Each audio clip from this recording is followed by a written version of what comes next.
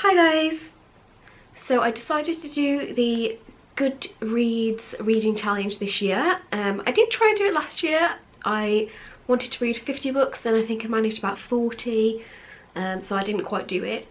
Based on the fact I failed last year, I thought I might as well aim for more this year. So I'm planning to read 65 books this year, which, to be honest, I'm not sure I can do, but no harm in trying, I suppose. So I thought I'd just maybe start a series where each month I talk about the books I've read that month, just to give a quick little review of what I've been reading, because I quite enjoy these kinds of videos. So as I've been reading a lot, I thought I might as well share with you what I've been reading. So the first book I read this month was Aldous Huxley's Brave New World, which is a book I've been wanting to read for quite a while. We have a charity bookshop in the village where all the books are £3 for £1, so I have been buying quite a lot of books from there recently. This one's been on my list to read for quite a long time, so when I saw it in there for like 30p or whatever, I obviously bought it. I kind of liked it. It was unusual. It's quite like an interesting book. I really like the idea of it, but I just didn't feel like any kind of connection to any of the characters. I think I'd give this about 3 out of 5, just because I didn't particularly like any of the characters all that much. I did find it very interesting and it was a quick little read, so yeah. The second book I read this month was The Deaths by Mark Lawson. Again, this is one that I picked up in the charity shop. I'm a sucker for a nice cover and I do really like the cover of that one. And it just sounded really interesting. Basically starts off with the discovery of a series of murders in one household, and they don't tell you who it is that's died, and you don't find out till the very end, although you can kind of guess, I think, partway through who you think it might be. But yeah, it was quite interesting. It's basically about 4 families living in the countryside, and they're all really rich, and it's about their lifestyles, and it was quite interesting. It's kind of set like in the recession. I didn't find any of the characters all that likeable.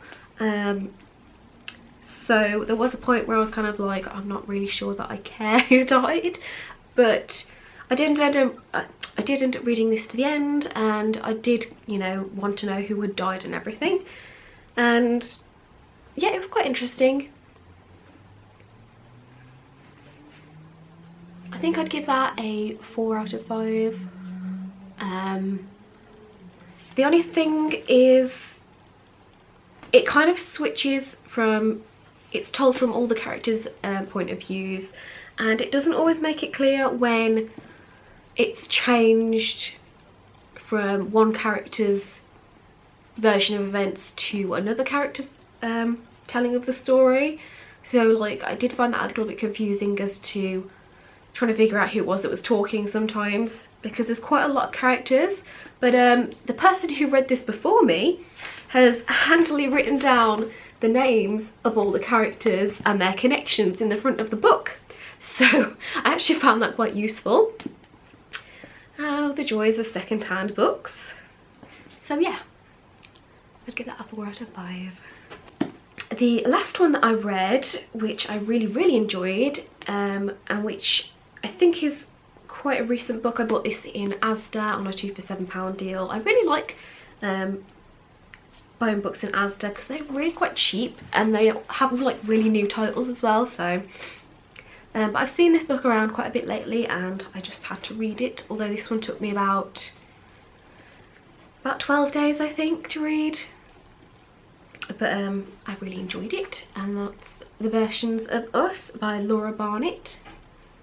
Again, I really like the colour of the cover of that. And this one's quite interesting. It tells a story of 2 characters, Jim and Eva, and it starts in when they meet in 1958, and then there's 3 versions of the story where you're basically seeing 3 different ways their lives could have turned out, whether they were together or not.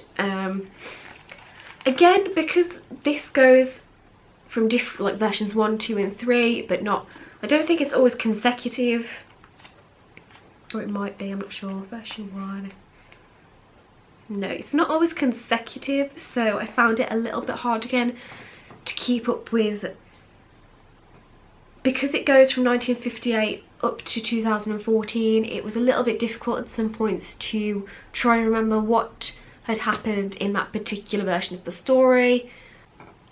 Also, there were quite a lot of children born throughout the book, so it's kind of hard to remember whose child is whose and when they were born and things. It just gets a little bit confusing, which is why I think it took me so long to read. But I really enjoyed it, and I don't want to say too much about the stories, but it did make me a little bit emotional, to be honest, which is always a sign of a good book for me. And I think, despite the fact it was a little bit confusing, I would probably give that one a 5 out of 5, and this was my favourite one that I read this month. So yeah, so I hope you enjoyed this little video. I mean, I really like watching videos like this, so I hope you did enjoy it, and if you did, please give me a thumbs up. I'll leave a little link down below to my page on the Goodreads website if you wanted to follow me on there and keep up with my reading challenge. And if you're on there, please feel free to add me, because I do quite like to keep up with other people's challenges as well, and I do like perusing through what people have been reading and then adding like a lot of things to my to read list. So yeah, and if you've read any of these books, let me know down below what you thought of them, and hopefully I'm hoping this will be like a series, and I shall be able to do one for February, depending on how many books I read. Although Pete's mum's just given me this massive book that's like 900, no, I think it's about 800 pages long, so I think that's going to take me like quite a long time to read, so it might have to just be like a February and March video. I hope you enjoyed it, and if you did, please subscribe to my channel, and I'll see you all soon. Bye.